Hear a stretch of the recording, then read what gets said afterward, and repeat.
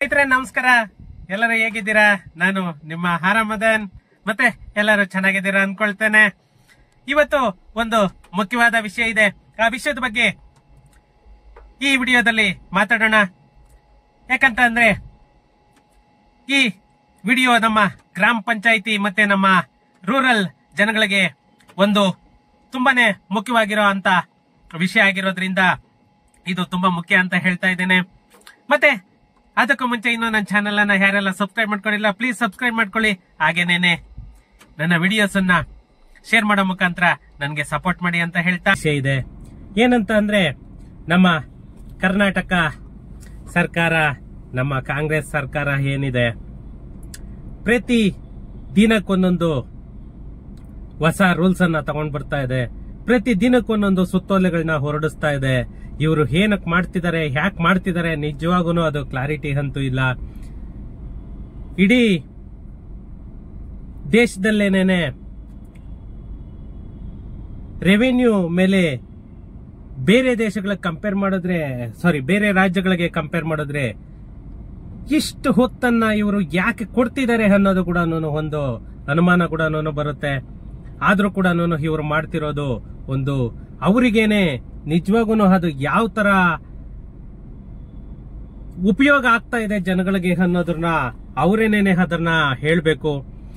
ಜನಗಳ ಬಗ್ಗೆ ಅಂತನೂ ಇವರು ಕಿಂಚಿತ್ತೂ ಕೂಡ ಯೋಚನೆ ಮಾಡ್ತಾ ಇಲ್ಲ.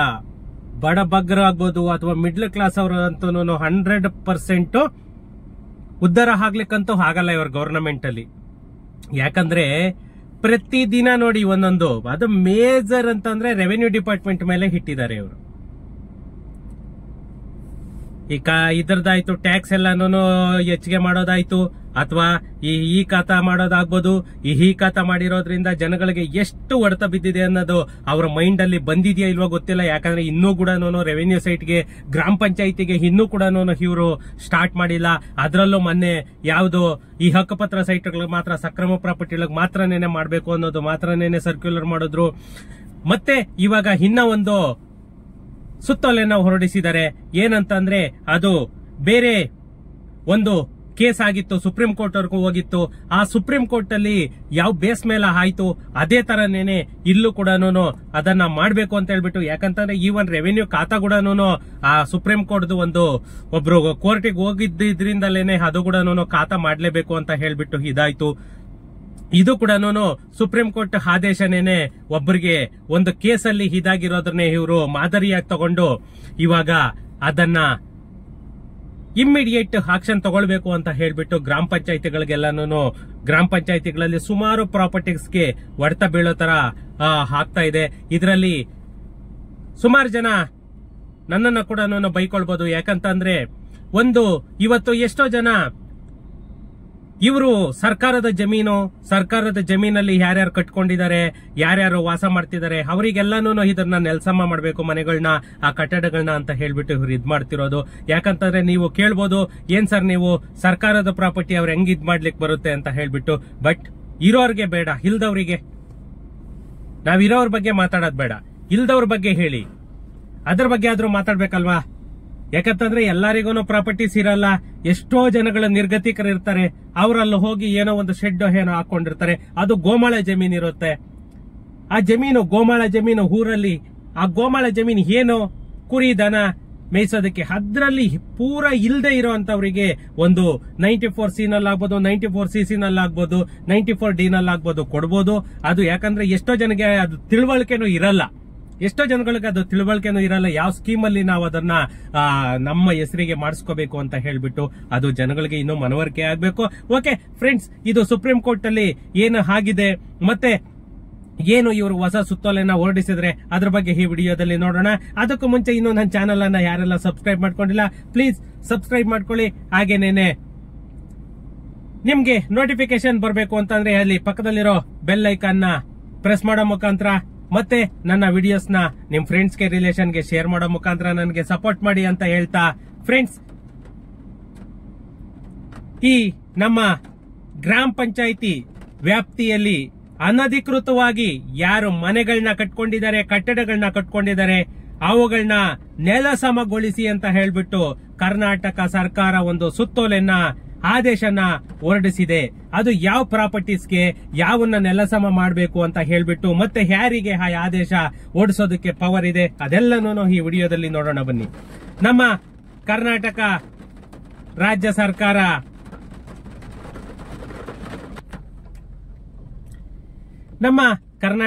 ಸರ್ಕಾರ ಏನು ಆದೇಶನ ಹೊರಡಿಸಿದೆ ಅಂತಂದ್ರೆ, ಅನಧಿಕೃತವಾಗಿ ಮತ್ತು ನಿಯಮಗಳನ್ನು ಉಲ್ಲಂಘಿಸಿ ನಿರ್ಮಿಸಲಾದ ಕಟ್ಟಡಗಳ ವಿರುದ್ಧ ಕರ್ನಾಟಕ ಸರ್ಕಾರ ಕಟ್ಟುನಿಟ್ಟಾದ ಕ್ರಮವನ್ನ ಕೈಗೊಳ್ಳಲಾಗುತ್ತಿದೆ.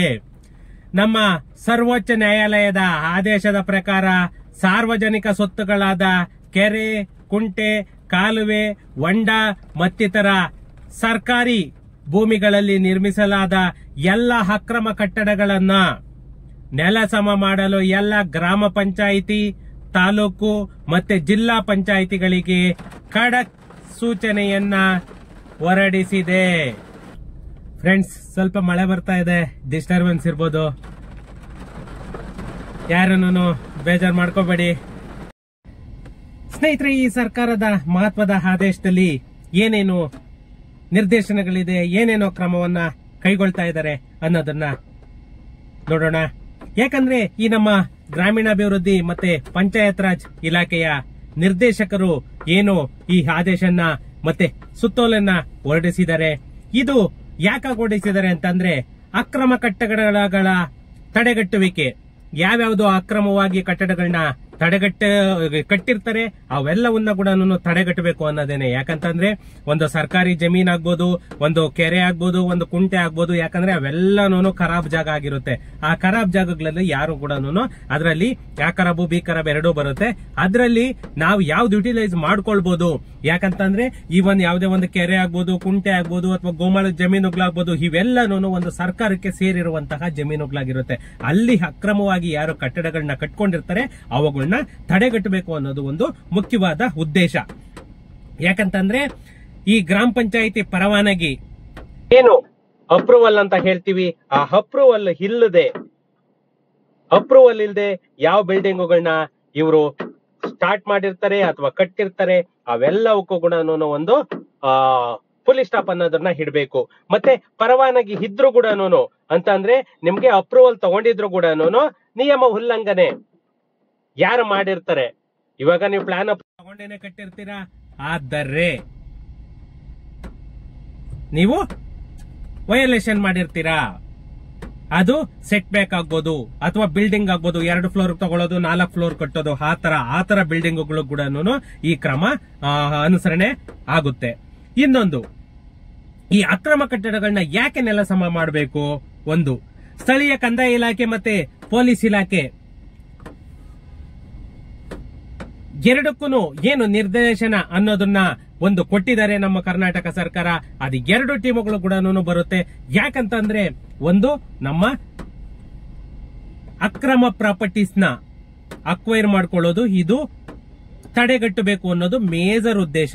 ಯಾಕಂತಂದ್ರೆ ಎಷ್ಟೋ ಜನ ಬಡವರು ಅಂತ ಅಲ್ಲ, ಬಲ್ಲಿದ್ರು ಕೂಡ ಅಕ್ವೈರ್ ಮಾಡ್ಕೊಂಡಿದ್ದಾರೆ. ಅವರೇ ಜಾಸ್ತಿ ಇರೋದು, ಬಡವರಿಗಿಂತನೂ ಜಾಸ್ತಿ ಅಕ್ವೈರ್ ಮಾಡ್ಕೊಂಡಿರೋದು ಅವರೇನೇನೆ. ಏನೋ ಬಡವರು ಒಂದು ಸೂರುಪಾರು ಕಟ್ಕೊಳ್ಳಿಕ್ಕೆ ಇದ್ ಮಾಡ್ಕೊಂಡಿದ್ದಾರೆ ಅಂತಂದ್ರೆ ಖಂಡಿತ ಅಲ್ಲ, ಅದಕ್ಕಿಂತನೂ ಸಾಹುಕಾರರೇನೆ ಜಾಸ್ತಿ ಇದ್ ಮಾಡ್ಕೊಂಡಿರೋದು. ಇದಕ್ಕೆ ಏನಾದ್ರೂ ಸಹಕಾರ ನೀಡದೆ ನೆಲಸಮಗೊಳಿಸೋದಕ್ಕೆ ಏನು ನೋಟಿಸ್ ಅನ್ನ ಕೊಡ್ತಾರೆ, ಆ ನೋಟಿಸ್ ಅನ್ನ ಕಂದಾಯ ಇಲಾಖೆ ಕೊಟ್ಟು ಅದನ್ನ ಡೆಮಾಲಿಷನ್ಗೆ ಇದ್ ಮಾಡ್ತಾರೆ. ಆ ಡೆಮಾಲಿಷನ್ಗೆ ಏನಾದ್ರೂ ಸಹಕರಿಸಿಲ್ಲ ಅಂತಂದ್ರೆ ಅವ್ರ ಮೇಲೆ ವ್ಯಾರಂಟ್ ಕೂಡ ಇಶ್ಯೂ ಆಗುತ್ತೆ, ಅವರನ್ನ ಜೈಲು ಕೂಡ ಕಳ್ಸೋದಕ್ಕೆ ಸರ್ಕಾರ ಆದೇಶವನ್ನ ಕೊಟ್ಟಿದೆ. ಈ ಅಕ್ರಮ ಕಟ್ಟಡಗಳನ್ನ ನೆಲಸಮ ಮಾಡೋ ಪ್ರಕ್ರಿಯೆ ಯಾವ ರೀತಿ ಇರುತ್ತೆ ಅಂತಂದ್ರೆ, ಸ್ಥಳೀಯ ಕಂದಾಯ ಇಲಾಖೆ ಮತ್ತೆ ಪೊಲೀಸ್ ಇಲಾಖೆಯ ಸಹಾಯದಿಂದ ನಮ್ಮ ಅಕ್ರಮ ಕಟ್ಟಡಗಳನ್ನು ಕಿತ್ತು ಹಾಕಲು ಕ್ರಮ ಕೈಗೊಳ್ಳಲಾಗುತ್ತದೆ. ಮತ್ತೆ ಸಹಕಾರ ನೀಡದ ಅಧಿಕಾರಿಗಳ ವಿರುದ್ಧ ಕೂಡ ಕ್ರಮ ಜರುಗಿಸಲಾಗುವುದು. ಮತ್ತೆ ಪೂರ್ಣಗೊಂಡ ಕಟ್ಟಡಗಳು ಅಂತ ಅಂದ್ರೆ ಇವಾಗ ಆಲ್ರೆಡಿ ಕಟ್ಟಿಬಿಟ್ಟಿರ್ತಾರೆ, ಅದು ಫುಲ್ ವರ್ಕ್ ಆಗೋಗಿರುತ್ತೆ, ಅವಕ್ಕೆ ಏನ್ ಮಾಡ್ತಾರೆ ಅದು ನೋಡೋಣ. ಕಟ್ಟಡಗಳು ಅನುಮೋದಿತ ನಕ್ಷೆಗೆ ಅನುಗುಣವಾಗಿಯೇ ಇದೆ ಎಂದು ಪರಿಶೀಲಿಸಬೇಕು. ಮತ್ತೆ ವಾಸಯೋಗ್ಯ ಪ್ರಮಾಣ ಪತ್ರವನ್ನ ತೆಗೆದುಕೊಂಡಿರಬೇಕು. ನಕ್ಷೆ ತೆಗೆದುಕೊಳ್ಳದೆ ಕಾನೂನು ಕ್ರಮ ಕೈಗೊಳ್ಳದೆ ಉಲ್ಲಂಘಿಸಿದ್ದಲ್ಲಿ ಕಟ್ಟಡ ಮಾಲೀಕ ಮತ್ತೆ ಅನುಮೋದಿಸಿದ ಇಂಜಿನಿಯರ್ ಇಬ್ಬರ ವಿರುದ್ಧವೂ ಕಾನೂನು ಕ್ರಮ ಕೈಗೊಳ್ಳಲಾಗುವುದು. ಒಂದು, ಅಲ್ಲಿ ಏನೇನು ಬೇಸಿಕ್ ಅಮ್ಯುನಿಟೀಸ್ ಎಲ್ಲ ಕೊಟ್ಟಿರ್ತಾರೆ ಅದೆಲ್ಲವನ್ನ ಸೇವೆಗಳನ್ನ ಕೂಡ ಸಂಪರ್ಕಗಳನ್ನ ನಿಯಂತ್ರಣ ಮಾಡುತ್ತೆ ಕರ್ನಾಟಕ ಸರ್ಕಾರ. ವಿದ್ಯುತ್, ನೀರು, ಒಳಚರಂಡಿ ಸಂಪರ್ಕಗಳನ್ನು ಪೂರ್ಣಗೊಂಡ ಪ್ರಮಾಣ ಇಲ್ಲದೆ ನೀಡಬಾರದು. ಇದು ಅಧಿಕಾರಿಗಳಿಗೆ. ಮತ್ತೆ ಬ್ಯಾಂಕುಗಳು ಮತ್ತೆ ಹಣಕಾಸು ಸಂಸ್ಥೆಗಳು ಸಾಲ ನೀಡುವ ಮೊದಲು ಕಟ್ಟಡದ ಕಾನೂನು ಬದ್ಧತೆಯನ್ನು ಪರಿಶೀಲಿಸಬೇಕು. ನಿಯಮಿತ ತಪಾಸಣೆ ಮತ್ತೆ ಶಿಸ್ತು. ಪಂಚಾಯತ್ ಅಧಿಕಾರಿಗಳು ನಿಯಮಿತವಾಗಿ ಕಟ್ಟಡ ನಿರ್ಮಾಣ ಸ್ಥಳಗಳನ್ನ ಮಸ್ಟ್ ಅಂಡ್ ಶುಡ್ ವೆರಿಫಿಕೇಶನ್ ಮಾಡಲೇಬೇಕು. ಮತ್ತೆ ಅಕ್ರಮ ನಿರ್ಮಾಣವನ್ನು ಉಲ್ಲಂಘಿಸಿದ್ದಲ್ಲಿ ಅಥವಾ ನಿರ್ಲಕ್ಷಿಸಿದ್ದಲ್ಲಿ ಅಧಿಕಾರಿಗಳ ವಿರುದ್ಧ ಕೂಡ ಕಾನೂನಿನ ಕ್ರಮಗಳನ್ನ ಕೈಗೊಳ್ಳಲಾಗುತ್ತದೆ. ಈ ಎಲ್ಲದಕ್ಕೂ ಮೇಜರ್ ಏನಂತಂದ್ರೆ, ಒಂದು ಸುಪ್ರೀಂ ಕೋರ್ಟ್ ಅಲ್ಲಿ ಒಂದು WP ಆಗುತ್ತೆ, ರಿಟ್ ಅಪೀಲ್ ಆಗುತ್ತೆ. Case number 295/2022. ಇದು ಬಂದ್ಬಿಟ್ಟು 13ನೇ ತಾರೀಕು 11ನೇ ತಿಂಗಳು 2024 ಇಸ್ವಿಯಲ್ಲಿ ಇದು ಆದೇಶ ಬಂದಿರುತ್ತೆ. ಈ ಆದೇಶದ ಪ್ರಕಾರನೇ, ಈ ಆದೇಶವನ್ನೇ ಒಂದು ರೆಫರೆನ್ಸ್ ಆಗಿ ಇಟ್ಕೊಂಡೇನೆ ಇವಾಗ ಕರ್ನಾಟಕ ಸರ್ಕಾರ ಈ ಆದೇಶ ಹೊರಡಿಸ್ತಾ ಇರೋದು. ಈ ಆದೇಶದಲ್ಲಿ ಏನೇನಿದೆ, ಕೇಸಲ್ಲಿ ಏನೇನು ಇದಾಗಿದೆ ನೋಡೋಣ. ಈ ಆದೇಶದ ಪ್ರಕಾರ ನಮ್ಮ ಕರ್ನಾಟಕ ರಾಜ್ಯ ಸರ್ಕಾರ